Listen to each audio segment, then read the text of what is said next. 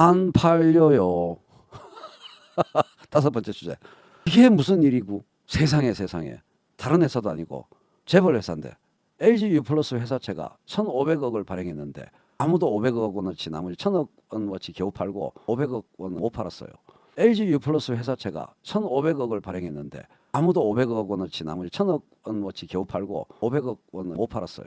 LG U+ 회사채가 1,500억을 발행했는데 아무도 500억 원어치 나머지 1,000억 원어치 겨우 팔고 500억 원 못 팔았어요. 세상에 이런 일이 엄청난 일입니다. LG U+는 큰일 날 일이 없고요.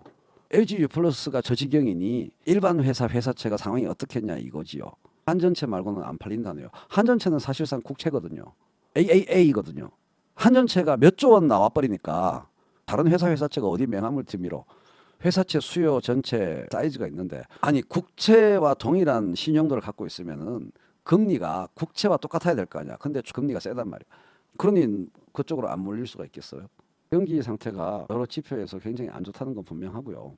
처음에는 환율이 너무 급격하게 오른다는 뉴스가 윤석열 정권을 좀 흔들다가 이번에는 지금 단기 금융시장 자금 경색 윤석열 정부를 흔들고 있다는 건데 제 여지는 아직 위기는 시작되지도 않았다는 겁니다. 가장 큰 위기의 군불이 어디서 떼지고 있다고요? 뭐가 황우석 박사 덕분에 줄기세포가 전 국민이 아는 단어가 졸지에 되어버렸다고 했죠? 이제 전 국민이 아는 단어가 되는 거 마진콜. 이 금융 전문 용어가 엄청나게 많은 국민들이 아는 단어가 될 공산이 크다. 하여간 머시기 콜이 들어가면 다 발등에 불 떨어졌다는 뜻으로 알아들으시면 돼요. 메까 넣어야 될 돈. 급히 구해야 할 유동성 위기에 처한다는 거예요. 콜은 다 그런 겁니다. 이번에 영국 트러스 총리가 잘린 것도 마진콜 때문입니다. 제가 LDI에 설명드렸잖아요. 트러스 총리를 쫓아내는 금융용어는 마진콜. 영국의 연기금이 일대 위기에 처했기 때문에 트러스가 갔어요.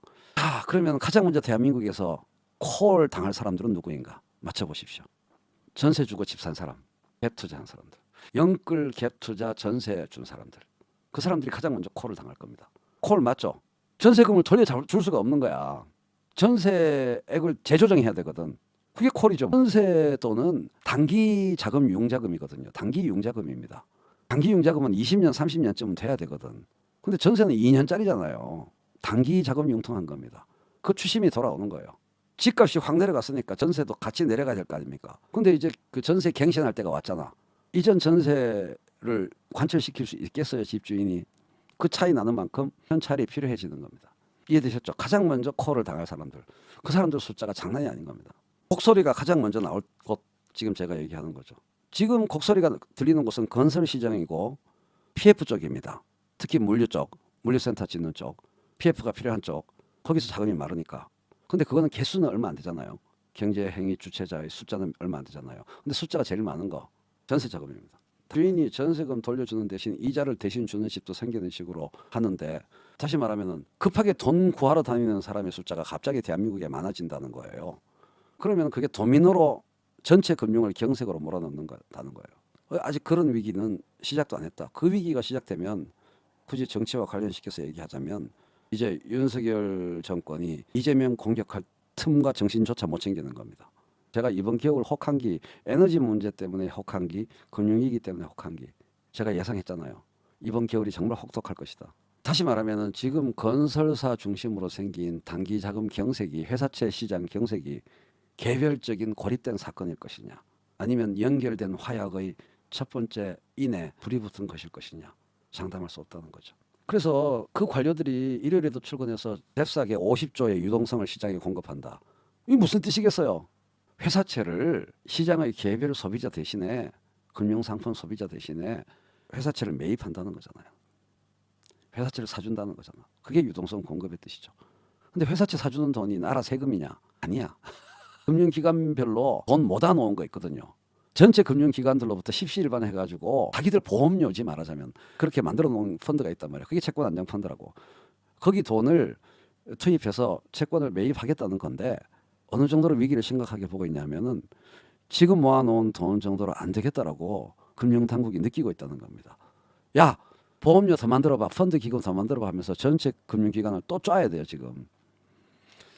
그 정도 선에서 50조는 사실 돈 사이즈 얼마 되지도 않는 돈이고 이 사이즈가 더 커지게 되면은 문제는 정말 심각해지는 거죠. 정부가 금융위기를 막는 방법의 근본 메커니즘을 말하는 겁니다. 결국 공적 자금 투입이라는 거예요. 이번에 노벨 경제학상 수상자가 누구요? 벤 버냉키. 버냉키가 뭔 근거로 무슨 이론으로 뭔 내용으로 노벨 경제학상 받았어요? 이윤이 고운이 해도 금융기관 살리는 것부터 하는 것이 옳다를 이론으로 증명한 것. 제 책에서 그 얘기 했잖아요. 2008년 금융위기 대응하기 위해서 수많은 돈을 찍어내가지고 그 돈이 다 어디로 갔나? 국민에게 안 가고 단말 지점으로 안 가고 금융기관에 갔다. 근데 금융기관들이 금융위기의 주범이잖아. 범인인데 범인들한테 왜 돈을 줘? 그럴 수밖에 없다라는 연준의 실제 행동, 그리고 그 연준의 실제 행동의 원인을 일찍이 버냉키가 썼던 논문, 그거에 대해서 노벨 경제학상을 준 거예요. 당연히 중앙은행과 정부의 유동성이 들어가죠.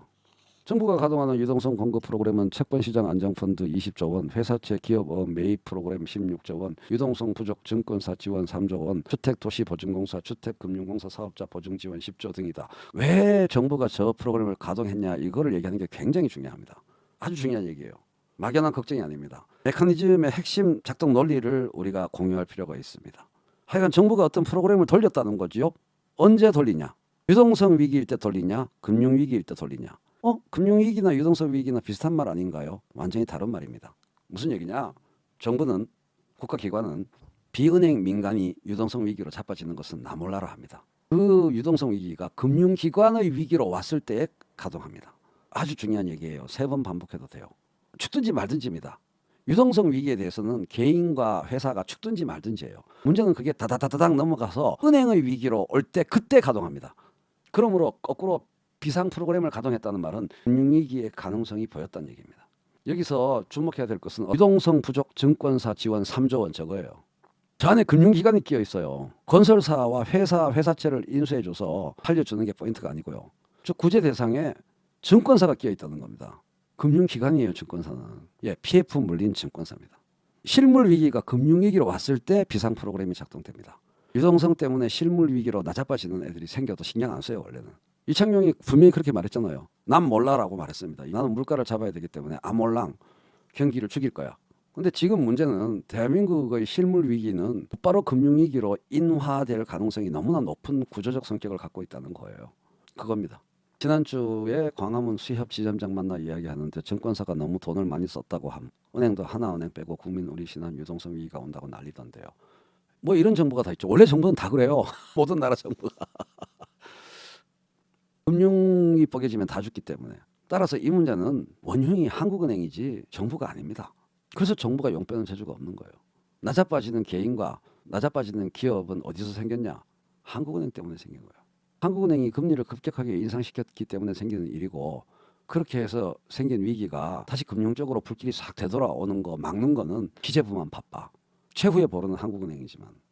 그래서 진짜 바람직한 정부가 해야 될 일은 뭡니까? 제가 누누이 주장하고 강조한 바, 니들이 아무리 돈 금리 올려가지고 경기를 죽이고 물가를 잡으려고 해봐라. 나는 쓸란다 돈. 최종 모세혈관에 나는 돈 쓸란다. 정부의 재정 지출, 4대강 복원사업. 이게 답이다라고 말씀드리는 겁니다. 한국은행을 뭐라고 만든다고 해야 되나? 닥쳤던 게 지붕 쳐다보게 만들어야 돼요. 경기를 부양시켜야만 물가를 잡을 수 있다고? 내가 경기를 부양시키면서도 물가 잡는 거 보여줄게 하면서 정부가 질러야 되는 거예요. 근데 그런 철학을 갖고 있을 리가 없잖아요. 제가 이 책에서 누누이 강조한 바가 한국은행이 중앙은행이 그어놓은 운동장, 금 그어놓은 운동장 안에서만 놀아라. 재정과 정치와 의회는. 그걸 깨야 한다고 말하는 게 이 책인 거거든요.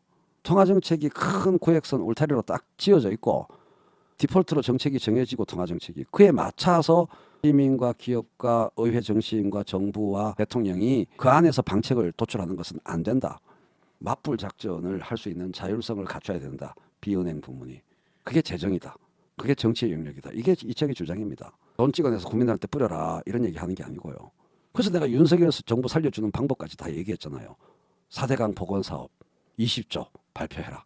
그럼 다 산다. 이재명은요. 이재명도 산다. 왜? 굳이 이재명 죽이지 않아도 자기들이 사니까.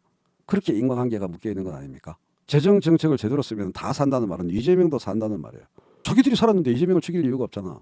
자기들이 살자고 지금 이재명을 죽이는 거잖아요. 다른 방법으로 살 수 있는 방법이 있으면 이재명 죽일 필요가 없지. 그래서 쓸데없이 채권안정펀드 소진시키지 말고 4대강 복원사업 발표하라 이거야. 그러면 문재인 정부 지지자들이 어쩔 거야. 박수 쳐야지. 방법이 없잖아요. 문재인 정부조차 하지 않았던 4대강 복원 사업을 빠방 발표해. 이명박 졸라게 욕했던 문재인 정부 시절 어쩔 거야. 그건 잘하네. 이렇게 말할 수밖에 없잖아. 그게 현재 꼬인 대한민국의 사태를 밝은 빛으로 채색을 바꿀 수 있는 가장 확실한 방법이라고.